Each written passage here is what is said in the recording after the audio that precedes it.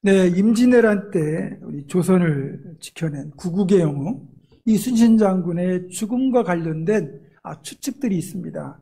우리가 알기로는 이제 전쟁 끝 무렵에 벌어진 노리양 해전 전투에서 전투를 지휘하다가 왜군의 총탄에 맞아가지고 전사하셨다. 이게 이제 역사적 기록으로 남아있고 우리가 알고 있는 사실인데, 좀 우리가 생각해보면 최전방에서 전투를 지휘하는 지휘관이 갑옷도 입지 않고, 그렇죠? 그렇게 어찌 보면 무장을 하지 않고 전쟁을 지휘하다가 총에 맞아 죽는 그런 어이없는 죽음을 왜 맞이했을까라는 생각부터 시작해서 이런저런 추측들이 이순신 장군의 죽음과 관련되어 많이 있습니다. 그런 여러 가지 이제 추측 중에서 가장 그래도 신빙성이 높은 추측은 이것이라고 그래요.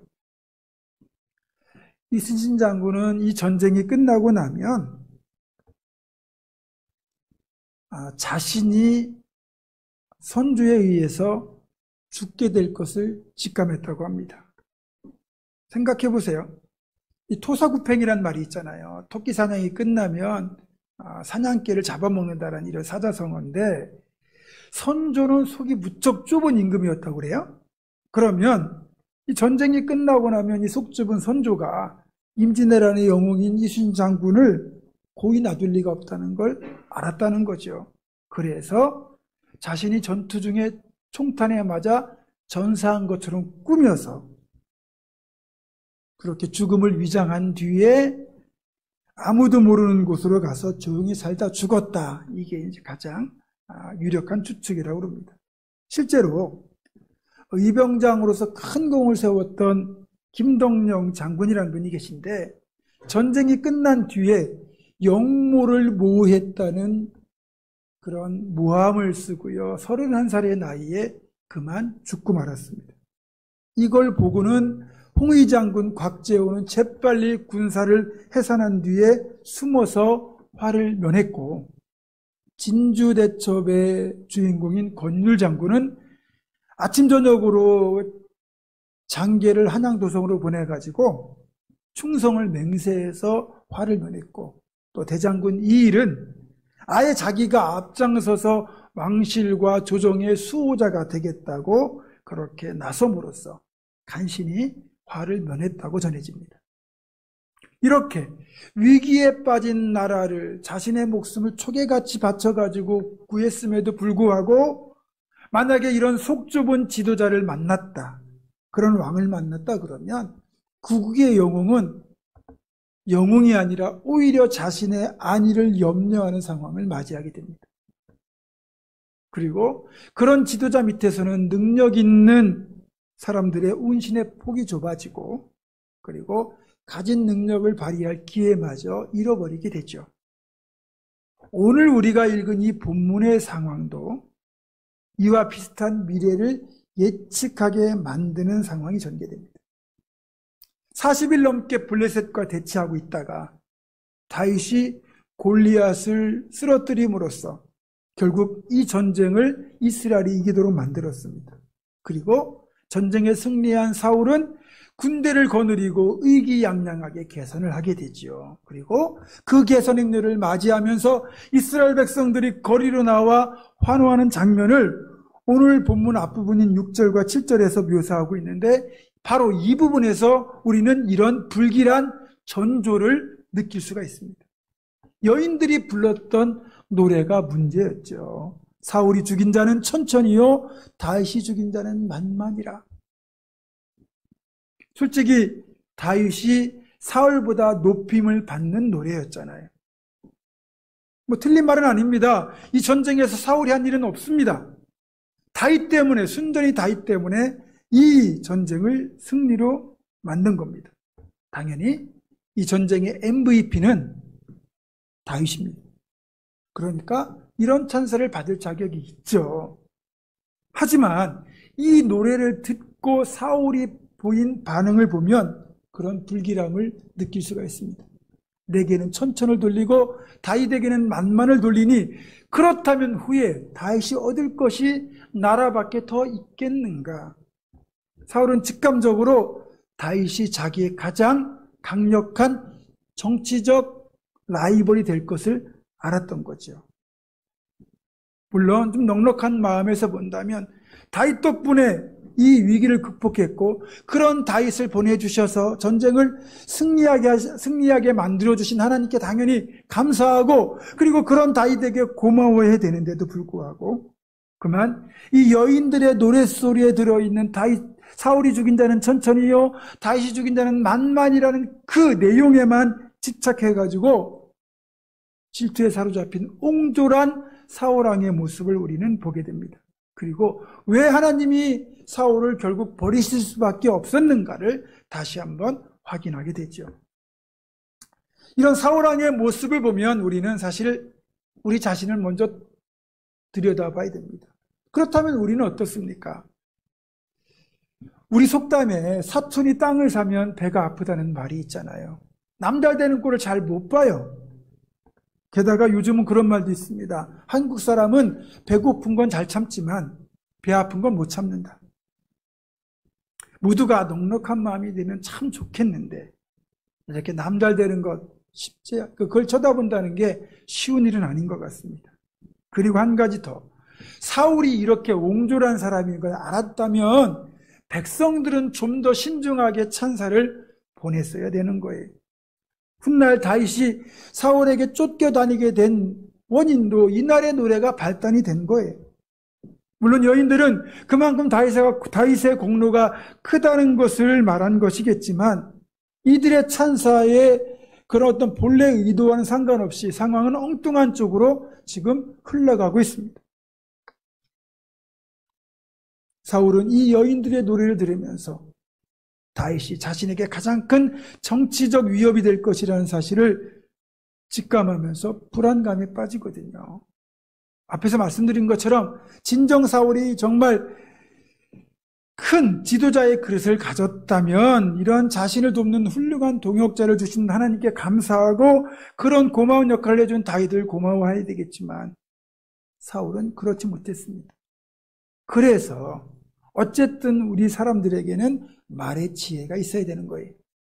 상황과 분위기를 파악해서 신중하고도 지혜롭게 말하지 않는다면 우리가 그런 좋은 말, 옳은 말을 하고도 상황을 더 악화시킬 수 있거든요. 그렇다면 사울은 왜 또 이렇게 질투에 사로잡히게 되었을까? 여러분, 제가 전에 설교 때 시선이 그 사람의 삶을 결정한다는 말씀을 드린 적 있죠. 지금 다윗이 보는 대상과 사울이 보는 대상이 확연하게 다릅니다.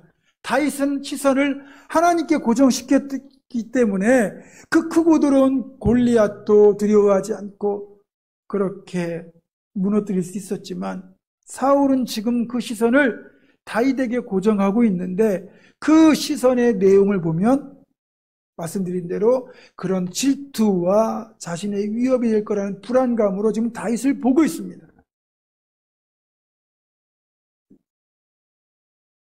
그러다 보니까 결국 그 질투가 사울을 사로잡게 되고 그런 사울의 심령에는 악령이 들어오게 돼요.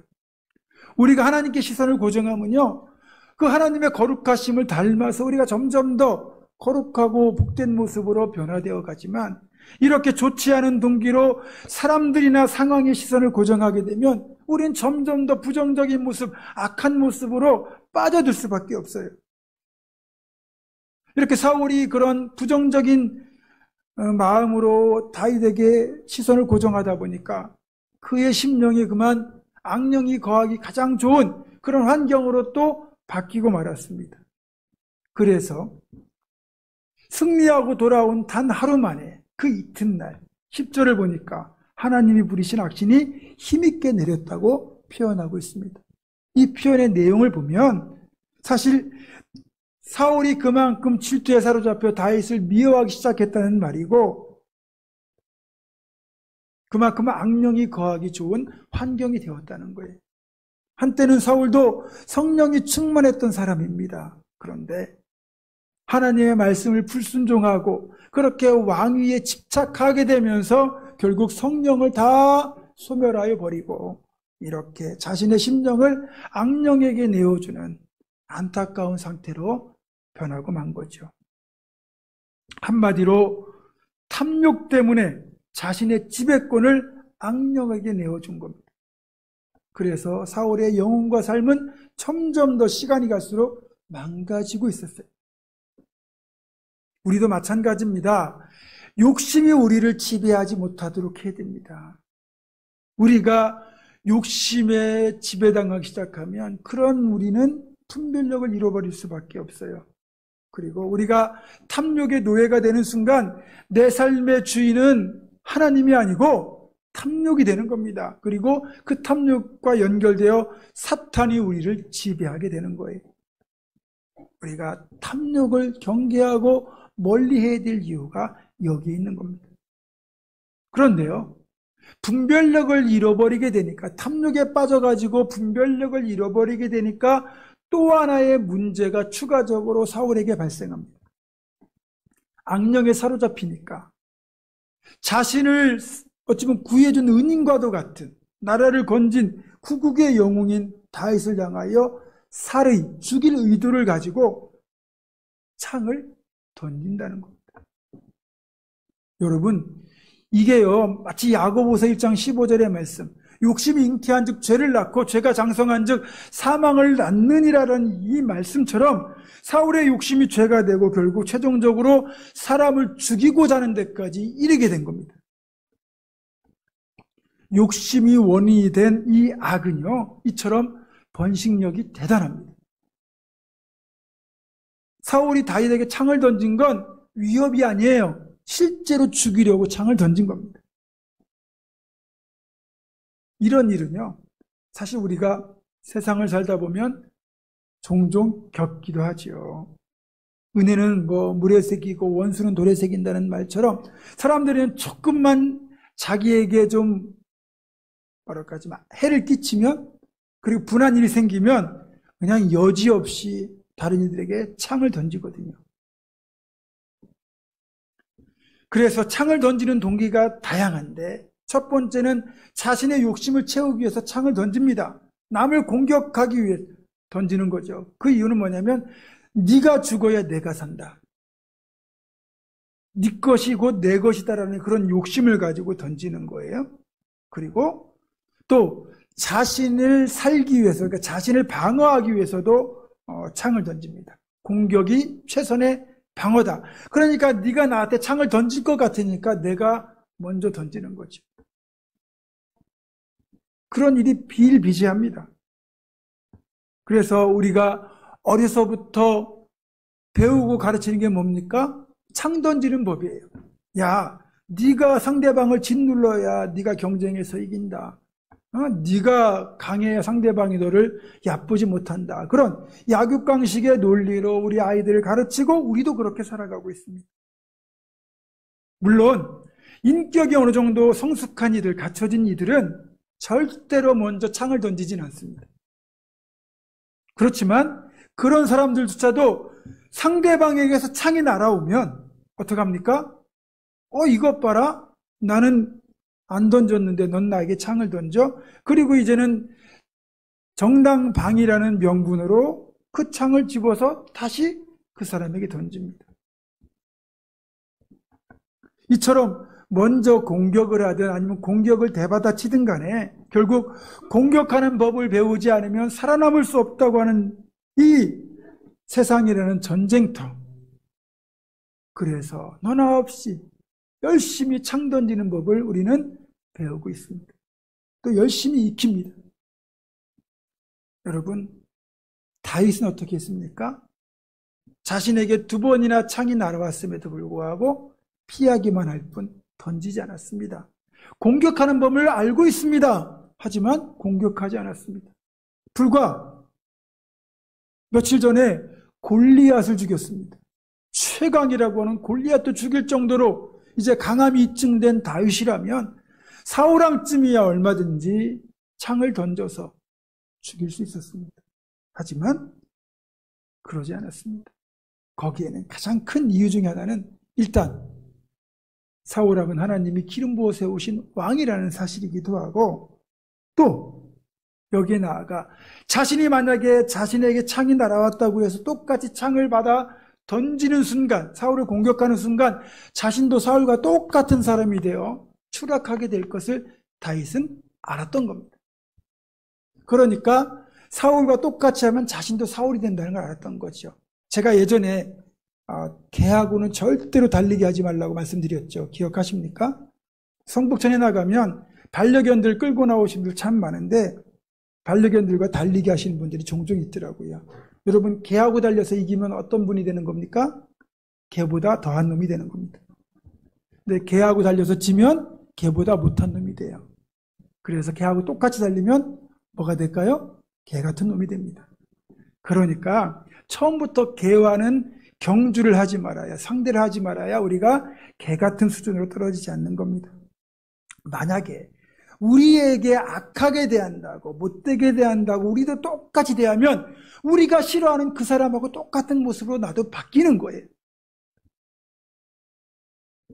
다윗이 창을 뽑아 사울에게 던지면 사울이 죽든 안 죽든 다윗도 사울과 똑같은 수준이 되는 거예요.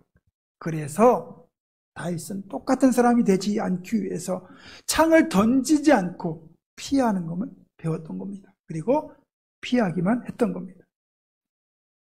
책 한 권을 추천합니다. 제가 예전에도 목회 초창기 때 많이 추천했던 책인데 진 에드워드라는 목사님이 쓰신 세왕 이야기라는 책입니다.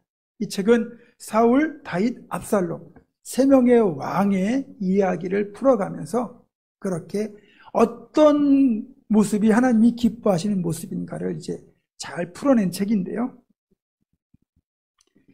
이 책의 어떤 한 가지 주제는 뭐냐면 창을 잘 던지는 게 아니고 잘 피하는 것이 하나님의 뜻이다. 이걸 발견할 수 있습니다.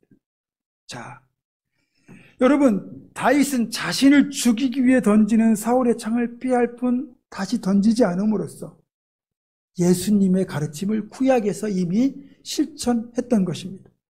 예수님은 뭐라고 말씀하셨어요?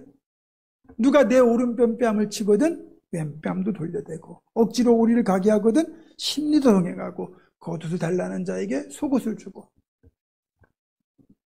그리고 너를 박해하는 자를 위해서 기도하고 원수까지 사랑하라고 분명히 말씀하셨습니다. 자, 그렇다면 여러분 그렇게 우리를 향하여 창이 날아올 때 몇 번까지 피해야 될까요? 우리 주님께서 70번씩 7번 다 용서하라고 하셨으니 어쩌면 우리는 수백 번 아니 영원히 피하기만 해야 될 겁니다. 물론 이렇게 말씀을 듣고 우리가 결단했다 하더라도 피하는 게 결코 쉽진 않습니다. 피하다 보면요 나만 손해보는 것 같고 나만 바보 같고 어리석어 보이거든요. 또 옆에서도 부축입니다. 왜 넌 늘 당하고만 사냐.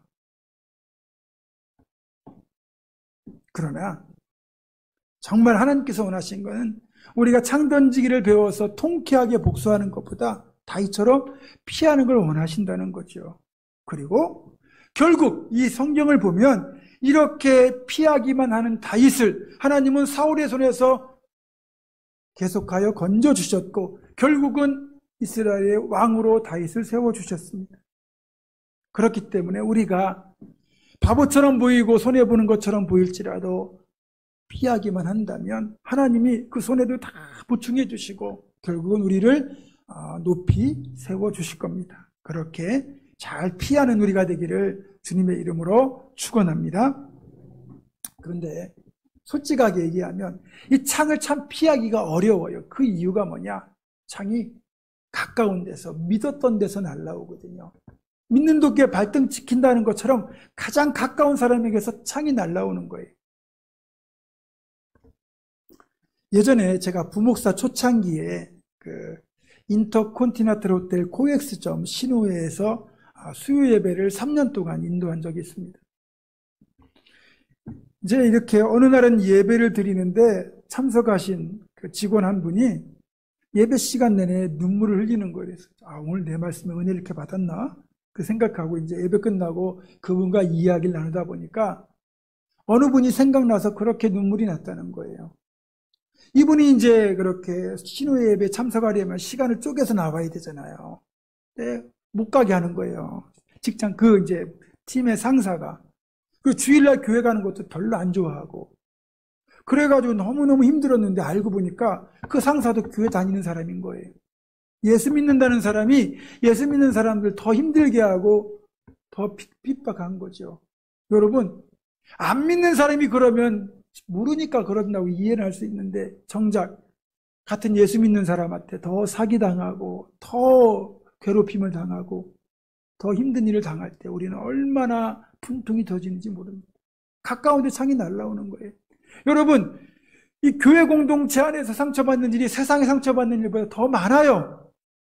왜 그런지 모르겠어요. 그런데 이게 옛날이나 지금이나 사람이 모인 곳은 다 똑같은 것 같아요. 시편 42편을 보면 시편 기자의 눈물 어린 하소연이 나오거든요. 3절에 시편 42편 3절에 보니까 사람들이 종일 내게 하는 말이 네 하나님이 어디 있느냐 하오니 내 눈물이 주야로 내 음식이 되었도다. 그러니까 이 시인을 향하여 하루 종일 네 하나님이 있다면 보여라 막 이런 식으로 막 힘들게 막 하는 사람들이 있어서 밤낮으로 눈물을 흘릴 수밖에 없었다는 거예요. 그러면 그렇게 힘들게 하는 사람들이 누구였느냐? 4절에 보니까 내가 전에 성의를 지키는 무리와 동행하여 기쁨과 감사의 소리를 내며 그들을 하나님의 집으로 인도하였더니 이제 이 일을 기억하고 내 마음이 상하는도다. 누굽니까? 성의를 지키던 무리들이에요. 쉽게 말하면 오늘 말하면 같은 교회 구성원들, 같은 교회 성도라는 거죠. 우리가 생각할 때는 그런 일이 있을 수 있어? 라고 생각할지 모르겠는데 의외로 그런 일이 종종 있습니다. 그래서 신앙생활을 흔들리게 만드는 가장 큰 적은 교회 밖이 아니라 교회 안에 있을 수 있다는 거예요. 상처받고 실족하여 떠나게 만드는 일이 교회 안에 종종 있다는 겁니다. 만약에요, 교회 밖에서 그 외부적인 박해가 오면요, 똘똘 뭉쳐가지고 기도하고 한마음이 돼가지고 그 박해를 함께 이겨내자고 그렇게 교회가 하나가 됩니다. 그런데 외부에 박해가 없으면 이상하게 내부에 이런저런 생각의 다름 때문에 의견이 갈리고 그것 때문에 말에 상처를 주고 그것 때문에 갈라지게 만드는 일들이 종종 생긴다는 거죠. 그래서 10절에 보니까 어느 정도 힘들었느냐, 내 뼈를 찌르는 칼같이 내 대적이 나를 비방하여 이렇게 나오죠. 칼로 뼈를 찌를 정도로 고통스러웠다는 거예요. 그 정도로 힘들었는데 그러면 이 시인이 이 상을 어떻게 극복했느냐, 이어지는 11절을 보면 알 수 있습니다. 내 영혼아, 네가 어찌하여 낙심하며 어찌하여 내 속에서 불안해하는가? 너는 하나님께 소망을 두라. 그러니까 하나님께 소망을 둘 때 이 상황을 극복할 수 있다는 거죠. 나는 그가 나타나 도우심으로 말미암아 내 하나님을 여전히 찬송하리로다. 하나님께 시선을 고정하고 그분께 소망을 두니까 그분이 결국 나타나 도우셨다는 거죠. 다윗이 그렇게 은혜도 모르고 자신을 향하여 죽이려고 창을 던지는 사울의 창을 피하고 사울을 미워하지 않을 수 있었던 비결은 그 역시 하나님께 시선을 고정하고 하나님께 소망을 두었기 때문에 가능했던 겁니다. 우리 역시 그런 어렵고 힘든 일을 겪을 때 여러분, 사람 바라보지 마십시오. 하나님께 소망을 두고 그분을 바라보면 언젠가는 그분께서 우리의 결백을 다 드러내 주시고 우리의 억울함을 풀어주시고 신원하여 주시는 겁니다. 하나님만 바라보는 우리가 되기를 주님의 이름으로 축원합니다. 자, 보세요. 그러면 이렇게 다윗처럼 창을 피하기만 하고 하나님을 바라보는 사람들을 그렇게 창을 던졌던 사람들이 어떻게 보게 될까요? 그걸 오늘 본문에서도 볼 수 있습니다. 오늘 본문 12절에 보니까 여호와께서 사울을 떠나 다윗과 함께 계심으로 사울이 그를 두려워한지라. 또 이어지는 15절에도 이렇게 되어 있습니다. 사울은 다윗이 크게 지혜롭게 행함을 보고 그를 두려워하였으니. 자, 결국 그렇게 피하는 사람에게 하나님 함께 하셨고 하나님이 그와 함께 하심을 본 사울, 그런 사람들은 결국 그 사람을 두려워할 수밖에 없었다는 거죠. 우리가 하나님의 사람이라면 당연히 피하는 사람이 되어야 됩니다. 그리고 그렇게 피하는 우리와 함께 하나님은 계십니다. 그리고 그 모습을, 하나님 우리와 함께 하시는 모습을 우리에게 창을 던지던 자들이 보게 될 겁니다. 믿지 않는 사람들이 우리를 가장 두려워할 때가 언제인지 아십니까? 하나님 우리와 함께 하심을 그들이 볼 때예요. 창세기를 보면 아브라함을 굉장히 힘들게 했던 그 블레셋의 왕과 군대 장관이 있거든요. 그들이 어느 날 아브라함을 직접 찾아와서 먼저 화평의 손길을 내밉니다. 그리고 그들이 그렇게 하는 이유를 창세기 21장 22절에 이렇게 말합니다. 그때 아비멜렉과 그 군대 장관 비골이 아브라함에게 말하 이르되 네가 무슨 일을 하든지 하나님이 너와 함께 계시도다. 그들이 지켜보니까 아브라함이 무슨 일을 하든지 하나님 함께 하신 걸 보게 된 거예요. 그때부터 두려워지는 거예요. 왜냐하면 누가 아브라함을 축복하면 하나님이 그에게도 복을 주시지만 누가 아브라함을 힘들게 하고 저주하면 하나님이 그 사람을 저주하는 걸 보고서 두려워진 겁니다. 그리고 우리가 이렇게 했다가는 우리만 손해겠구나. 그래서 군대 장관과 함께 찾아와서 블레셋의 왕이 아비멜렉의 머리를 조아리고 그렇게 평화조약을 맺자고 한 거죠. 이런 일은요, 아브라함의 아들인 이삭, 그리고 손자인 야곱, 그리고 증손자인 요셉까지 동일하게 나타냈던 모습입니다. 창세기 26장 28절 그들이 이삭에게 이르되 여호와께서 너와 함께 계심을 우리가 분명히 보았으므로, 또 30장 27절에 보면 라반이 야곱에게 이르되 여호와께서 너로 말미암아 내게 복 주신 줄을 내가 깨달았노니, 창세기 39장 3절 그의 주인이 여호와께서 요셉과 함께 하심을 보며 또 여호와께서 그의 범사에 형통하게 하심을 보았더라. 아멘. 이처럼 피하는 사람들, 하나님만 바라보는 사람들과 하나님은 함께 하시고, 그리고 그걸 또 사람들은 알게 됩니다. 그래서 우리가 어떤 상황에서도 하나님을 바라보고 그런 우리와 하나님 함께 계시면 세상은 감히 우리를 넘보지 못합니다. 여러분, 다윗처럼 하나님만 바라보십시오. 그것이 세상과의 싸움, 대적과의 싸움에서 이기는 가장 확실한 방법입니다. 이렇게 하나님의 함께 하심이 드러나는 사람들을 세상은 결코 함부로 대하지 못합니다. 오히려 세상이 우리를 두려워하게 되어 있죠. 그리고 최종적으로는 그런 우리의 모습을 보고 그들이 하나님 앞으로 나오게 되어 있습니다. 전도가 그런 겁니다. 내가 하나님을 바라보고 잘 살면 결국 그 모습을 보고 그들이 변화되어 나오게 되어 있죠. 사랑하는 성도 여러분, 자신을 위협하는 창이 날아올 때 맞받아 던지는 대신 그 자리를 묵묵히 피하는 이 다윗의 모습은 사실 우리 주님의 모습이었습니다. 십자가에 못 박혀서 그들을 위하여 지금 대속의 죽음을 죽으시려고 하는데, 그런 주님을 향하여 비난하고 조롱하는 그들을 향하여 주님이 뭐라고 말씀하셨습니까? 아버지, 저들을 사하여 주옵소서, 자기들이 하는 것을 알지 못함이니이다. 우리가 주님을 닮은 모습으로 다윗처럼 창을 피하려고 노력할 때, 그러면 하나님이 우리를 지켜주실 것이고, 또 하나님이 함께 하시는 다윗을 사울왕이 두려워한 것처럼 그렇게 피하는 우리를 세상도 두려워할 것입니다. 성도 여러분, 그렇게 하나님의 뜻을 따라 창을 피하고 또 하나님께서 함께 하시는 다윗처럼 살아가는 우리 모두가 되기를 주님의 이름으로 축원합니다. 기도하겠습니다. 십자가 위에서 온유함과 용서의 극치를 보여주신 우리 주님처럼 또 그 주님의 모습을 앞서 실천하여 창을 맞받아 던지는 대신에 피하기만 했던 다윗처럼 우리 또 조금 더 품고 조금 더 용납하고 조금 더 양보하며 살아가는 사순절 우리의 모습이 되게 하여 주시옵소서. 우리 주 예수 그리스도의 이름으로 기도드립니다. 아멘.